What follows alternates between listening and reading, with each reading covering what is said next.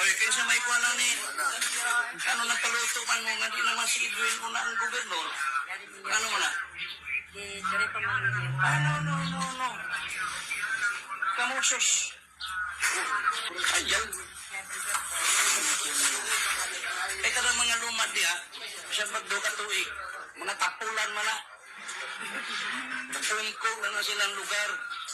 Siya magdo ka tuig, masugot na niya. Pungko, kay libre kaon.